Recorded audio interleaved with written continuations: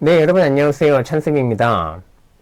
오늘은요, 이제 찬쌤의 쉬운 강의 시리즈 중에서 모의고사 풀이 강의로 여러분들과 같이 만나 뵙게 되었습니다. 그 중에서요, 요 검사학, 요 검경학, 요 화학이라고 얘기하는 요 부분 파트를 가지고요, 여러분들과 같이 모의고사 문제 풀어보면서 같이 공부해 나가도록 할 겁니다. 제가 이제 편집한 거는요, 이제 2023년도부터 2025년도에 남아있는 이 모의고사 문제, 고려의학, 법문, 그 다음에 정문학, 라이프 사이언스, 북센터, 그 모든 문제 중에서요, 특히 요에 관련된 부분들의 문제를 제가 추려서 같이 자료로 만들었습니다. 그렇기 때문에 굉장히 자료가 광범위하더라고요. 그래서 보통 580문제인가요? 거의 600문제 가까운 부분들의 문제가 실기 포함해서요. 그 부분의 문제가 만들어지더라고요. 그 중에서 나중에 이제 여러분들에게 접하여 보면 알겠지만 중복된 부분들의 문제가 많이 보이게 될 겁니다. 당연할 수밖에 없겠죠. 왜냐면 여기 나와 있는 듯이 고려학이라든지 법문이라든지 정문학 각자의 출판사별로 모의고사를 출제하다 보니까 이 부분은 중요하겠다라든지 이 부분은 꼭 알아야 되겠다라든지 이런 부분들이 같이 중복되어서 많이 접하게 될 겁니다. 이 문제 본 것 같은데 여기서도 또 나오네 라는 이런 부분들의 그 문제들이요. 어떻게 보면요, 그 부분들이 문제가 중요하다라고 생각이 들어서 반복되어서 출제가 되는 거겠죠. 그 다음에 또 약간 변형되어서 나와 있는 부분, 여기서는 아닌 것을 물어봤는데 전문각에서는 맞는 것을 물어본다든지 이런 부분처럼 약간의 변형되어서 나와서 이제 물어보기 때문에 여러분들이 이제 그 응용하기에는 굉장히 괜찮을 겁니다. 그렇기 때문에 그 모든 것들을 제가 봐서 다 추려놨기 때문에 반복돼서 계속 풀어볼 수 있을 겁니다. 아셨죠? 그래서 그렇게 정리가 된 자료다라고 보시면 될 것 같습니다. 강의를 듣기 전에요, 제가 부탁드리고 싶은 것은 이 강의를 통해서 모든 부분들의 문제를 보겠다라고 생각하는 것은 좀 잘못된 방향이라고 제가 말씀드리고 싶습니다. 왜냐면요, 강의만 듣고 그 강의를 통해서 문제를 풀어나가다 보면 모든 문제를 다 봤을 때 이건 다 내가 풀 수 있는 문제들처럼 그렇게 보이는 그 착각의 오류에 빠지기 쉽습니다. 무슨 얘기인지 아시죠? 그렇기 때문에 강의를 듣기 전에 먼저 자료를 제가 드리잖아요. 그 자료를 보고 먼저 풀어보고 틀렸던 부분들은 왜 틀렸는지라는 부분들을 좀 생각을 한 이후에 제 강의를 듣게 돼서 그 강의의 이론적인 거라든지 왜 틀렸는지 그 강의를 문제를 통해서 다른 부분으로 출제가 된다면 어떻게 출제가 될 건지 그 이론적인 거 정리하시고요. 그 다음에 문제의 답은 왜 이렇게 나왔는지라는 부분들을 이 강의를 통해서 조금 더 보충해 나간다면 곡식 문제라든지 그런 어떤 학업하는데 또한 문제를 푸는데 도움이 되지 않을까라는 생각을 합니다. 그렇기 때문에 제일 좋은 거는요, 이제 먼저 풀어보는 거고요. 또는 강의를 만약에 자료를 접하지 않고 바로 강의에 들어간다면, 강의를 멈춰놓고 난 다음에 한 1분 정도, 보통 문제 하나당 1분 정도 소요가 되잖아요. 그렇기 때문에, 1분 정도는 이제 멈추고 꼭 풀어보고 난 다음에, 그러고 난 다음에 강의를 꼭 들어서, 왜 틀렸는지, 왜 맞았는지, 거기에 대한 이론은 뭔지라는 부분들을 꼭 먼저 생각해 보면서 나갔으면 좋겠습니다. 아셨죠? 이 부분들을 꼭 해 주셔야만, 계속 발전해 나갈 수 있을 거라 그렇게 생각이 됩니다. 다른 강의도 마찬가지고요. 그죠?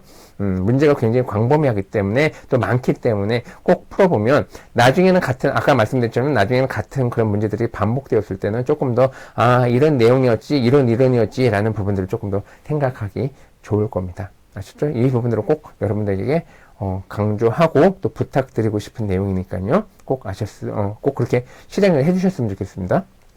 자, 그러면 강의 시작하도록 하겠습니다. 자, 첫 번째 문제입니다. 28번부터 시작되어 있는 그런 부분들의 문제였는데요.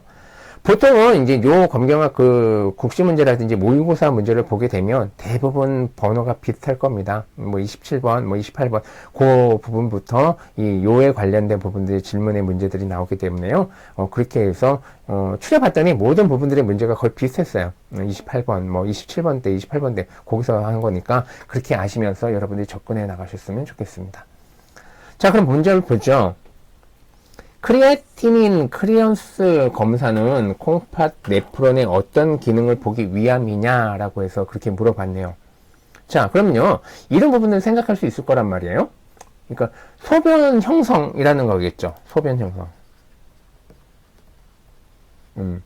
이 부분을 먼저 고민하게 되면 여기서 만약에 영향을 미치게 되는 것은 두 가지를 또 따져볼 수 있거든요. 하나는 뭐냐면 토리에서의 그 여과, 그 다음에 또 하나는요,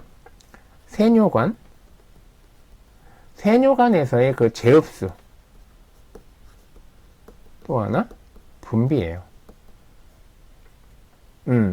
그러면요, 여기서 말하는 이 크리아티닌 클리어런스 검사라고 하는 부분들, 이거는 다른 말로 뭐 CCR이라고도 얘기를 하고 있는데, 이게 뭐냐면요, 토리에서 1분 동안 여과되는 그 혈장량, 이거를 이제 크리아티닌 클리어런스라고 얘기합니다. 이게 다른 말로는 토리 여과율이라고도 얘기해요. 즉 다른 말로는 이제 GFR이라고도 얘기를 하고 있는데요.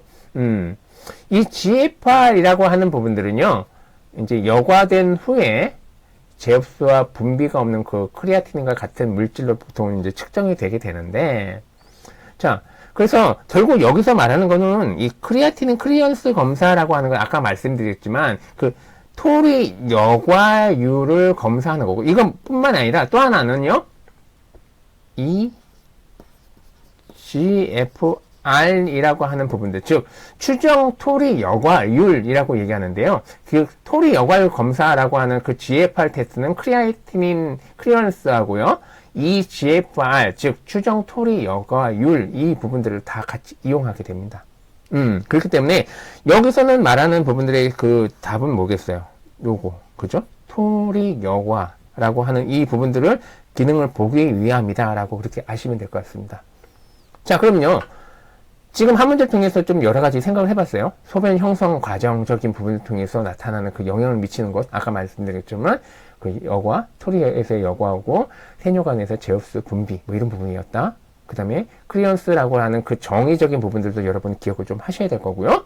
그 다음에 이제 토리 여과율 GFR이라고 얘기하는 부분들이다. 그래서 그 GFR이라는 것은 아까 얘기한 것처럼 제흡수와 분비가 없는 크리아티닌과 같은 물질로 측정이 되게 되고요. 그 토리 여과율 검사라고 하는 이 부분들은 요것과 또 하나 추정 토리 여과율이라고 하는 이 GFR을 이용한다라는 것까지 여러분들 꼭 기억을 하셔야 되는 겁니다. 아셨죠? 그래서 답은 몇 번이었다?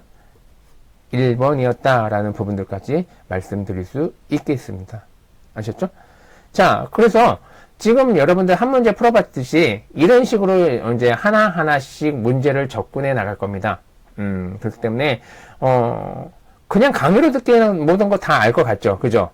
제가 설명하면서 풀어본 거기 때문에 다 알 것 같잖아요. 근데, 아까 말씀드린 것처럼 꼭 멈춰놓고, 그죠? 그러고 나서 풀어보고, 왜 틀렸는지, 왜 맞았는지, 그 다음에 제가 설명드리는 그 이론적인 부분까지 접해서 같이 메모하면서 같이 풀어보면서 나간다면, 계속해서 풀어나갔을 때 조금 더 많은 도움이 되고 좀 이해가 될 겁니다. 아셨죠? 이렇게 해서 정리해 나가도록 할 겁니다. 자, 28번 문제, 지금 크리안스의 기능을 보기 위한 검사는 토리 여과였다라는 것까지 말씀드리겠습니다. 자, 그럼 다음 문제 풀어보도록 하겠습니다.